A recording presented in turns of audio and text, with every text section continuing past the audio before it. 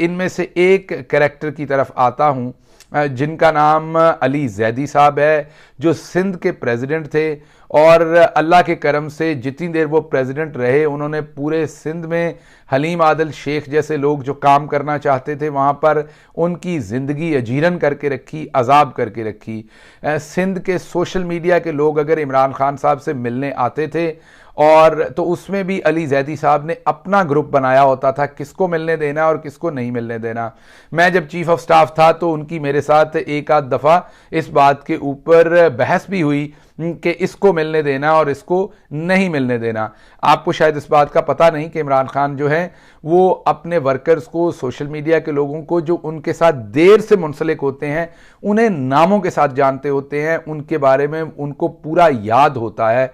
इसलिए मैं हमेशा खान साहब से उस चीज़ को पहले उनके साथ टैली करता था, उनसे इजाज़त मांगता था कि ये लोग मिलना चाहते हैं, इनको मिलवाना है। उसके बावजूद अली जैदी साहब के उसके ऊपर एतराज़ात थे। तो मैं आपको एक तो ये बताना चाह रहा हूं कि अली जैदी साहब नीचे वर्कर से लेके ऊपर की जो सूबे की लीडरशिप होती थी उन तक के खिलाफ हमेशा हमा वक्त साजिश में मेरे सामने जो मैंने देखा वो मुब्तला रहते थे।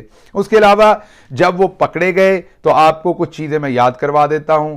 सबसे पहले तो अचानक, अभी कोई भी नहीं पकड़ा गया, अचानक टहलते हुए वो पकड़े गए। आपको पता है वो हाथ ऐसे भी हिलाते हैं, ऐसे भी, पूरा उनका एक जिस्म हिल रहा होता है।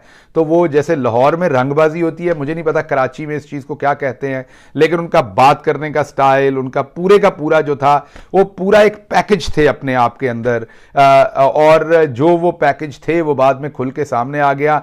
डब्बे के अंदर आपने वो सुपर क्रिस्प का और चिप्स के पैकेट्स देखे होंगे, वो डब्बो उसके अंदर लगता है कि काफ़ी ज़्यादा चिप्स है, लेकिन जब आप पैकेट खोलते हैं तो अंदर से फुस करके हवा बाहर निकलती है और थोड़ी सी चिप्स उसके अंदर होती है। मेरा तज्जिया यह है कि अली जैदी साहब की भी सियासी शख्सियत इसी तरह की थी और वो भी फुसफुसा काम था पूरे का पूरा। बहरहाल उन्होंने गोली यहां खानी थी, कहीं और नहीं खानी थी। उन्होंने गोली यहां खानी थी और उन्होंने कहा था कि मुझे यहां गोली मार दो, इस जगह, बिल्कुल इस जगह, उंगली रखी थी जोर से, मुझे गोली यहां मार दो और मैं इमरान खान को नहीं छोड़ूंगा।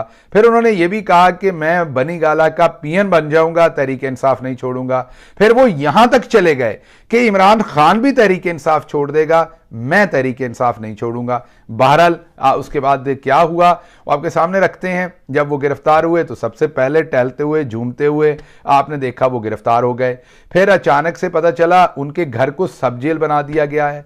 जब तमाम लोगों पर कैदो बंद की सोबतें थी उस टाइम अली जैदी साहब को हाउस अरेस्ट कर दिया गया है, सब जेल बना दिया गया है। मजे की बात यह है हाउस के अंदर माफ कीजिएगा, हाउस अरेस्ट जिसको वो सब जेल मीन वो अपने घर में ही थे, वहाँ पर वो पिज़्ज़ा भी ऑर्डर कर रहे थे, वहाँ पर वो खाने भी खा रहे थे, वहाँ पर वो माशाल्लाह से टेलीफोन भी यूज़ कर रहे थे, मीन मोबाइल फ़ोन भी यूज़ कर रहे थे, सबको कॉलें कर रहे थे। फिर जब उनका दिल करता था उसी जेल के अंदर जिसको सब जेल था वो प्रेस कॉन्फ्रेंस भी खड़काते थे, वहाँ से वो मीडिया बुलाते थे, प्रेस कॉन्फ्रेंस करते थे। जब पूरी तहरीक इंसाफ में से किसी की प्रेस कॉन्फ्रेंस लाइव जाने पर पाबंदी थी, बल्कि तहरीक इंसाफ का नाम लेने पर पाबंदी थी, उनके अकाबरीन की शक्ल, टिक्कर, तस्वीर दिखाने पर पाबंदी लगी हुई थी, तब अली जैदी साहब की प्रेस कॉन्फ्रेंसेस लाइव जाती थी जेल के अंदर से। तो आप सब ने फिर उठा लिया जूता, जूता मीन सियासी जूता ऑफ कोर्स, या सोशल मीडिया का जूता। इसमें क्रेडिट सोशल मीडिया के जवानों को है। उन्होंने जब लते लिए और तबाही फेरी तो अली जैदी साहब को लगा हो इससे तो सियासी नुकसान होगा, इससे तो मेरा सारा ड्रामा आश्कार हो जाएगा। तो उन्होंने क्या किया, उन्होंने फौरी तौर पर राब्ता किया और राब्ता करने के बाद कहा कि मुझे जेल में डालें।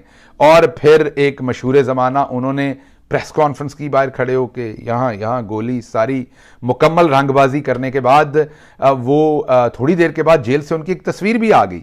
माशाल्लाह बड़ी फिल्मी किस्म की जेल थी उनकी एक तस्वीर आ गई जिसमें वो हबीब जालब बने ऐसे करके बैठे हुए हैं और पीछे एक बेचारा गरीब कैदी है। आपको थोड़ा सा बता दूं कि सियासी लोगों को, जो नेशनल लेवल के पॉलिटिशियंस होते हैं, उन्हें किसी रहमो करम की वजह से नहीं, लेकिन उनकी प्रोटेक्शन के लिए उन्हें आम कैदियों के साथ यूजुअली बंद नहीं किया जाता ताकि कोई उनकी जान को नुकसान ना पहुंचा दे। तो अली जैदी साहब आम लोगों के अंदर उस जेल में हैं जबकि वो ख्वास हैं, तो वो ख्वास क्योंकि उन्हें जो ट्रीटमेंट मिल रहा था, तो वो तस्वीरें आती हैं।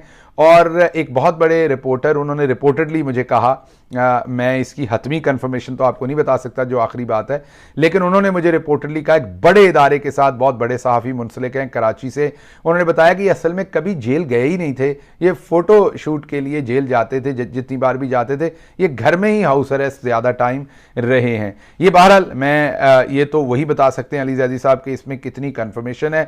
बहरहाल वापस चलते हैं, थोड़ा आपको पीछे लेके जाते हैं अली जैदी साहब के बारे में।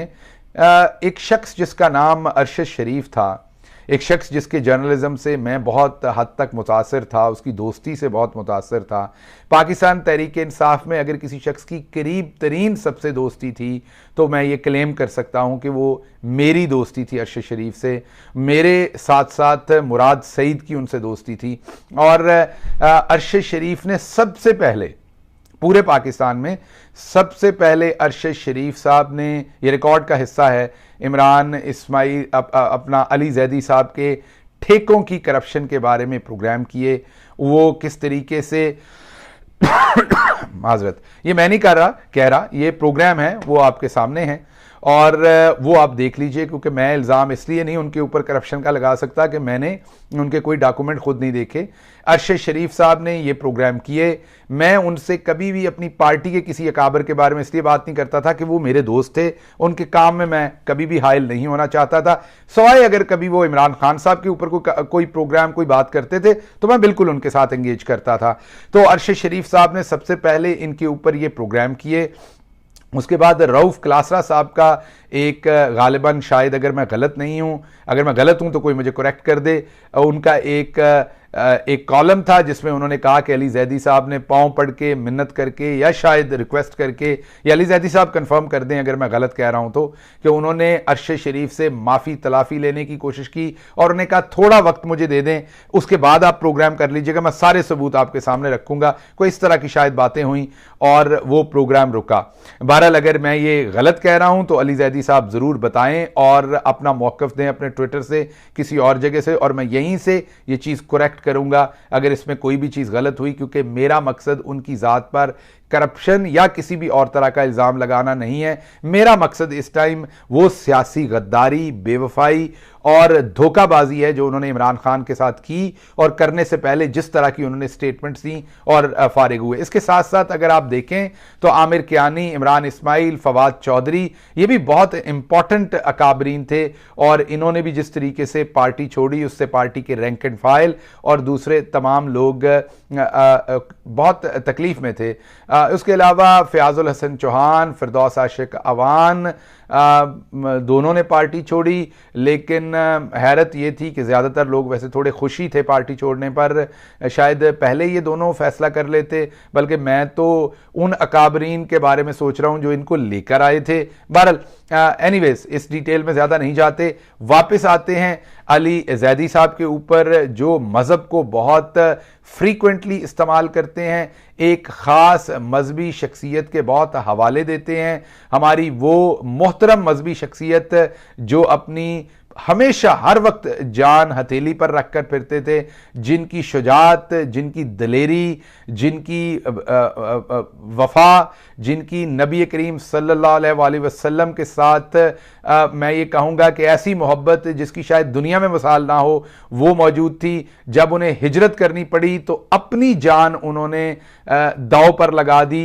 नबी करीम सल्लल्लाहु अलैहि वसल्लम के घर पर उन्होंने क़याम किया पीछे से जब वो घर से जा रहे थे, उनके हवाले देते हैं अपनी सच्चाई साबित करने के लिए। और अनफॉर्चुनेटली जब वो झूठ बोल रहे होते हैं तब भी वो अनफॉर्चुनेटली उनके हवाले देते हैं। ये मेरा उनके साथ जो ज़ाती एक्सपीरियंस रहा मैं वो आपके सामने बयान कर रहा हूँ। ज़ाहिर बात है ये मैं कोई उनका किसी और के साथ एक्सपीरियंस बयान नहीं कर रहा। बहरहाल ये अफसोसनाक था जिस तरीके से एक सूबाई सदर ने कंटिन्यूसली वहां पर लोगों को तंग किए रखा। किसी काम के बंदे को पाकिस्तान तहरीक इंसाफ में वहां से वो शामिल नहीं होने देते थे। अगर कोई होता था तो उस पर फड्डा पड़ता था। और उनके ज़माने में अगर आप देखें तो जो तहरीक इंसाफ ने एक बहुत बड़ी स्ट्रेंथ सिंध के अंदर बनाई थी, सीट्स जीती थी, लोकल गवर्नमेंट के भले इलेक्शन हों या दूसरे हों, कई जगहों पर तो ये उम्मीदवार ही खड़े नहीं कर पाते थे पूरे। तो वह तमाम चीज़ें अखबारों की जीनत हैं। ये तमाम चीज़ें मैं आपके सामने रखना चाहता था। दूसरे अकाबरीन ने भी पार्टी छोड़ी, इसमें कोई शक नहीं।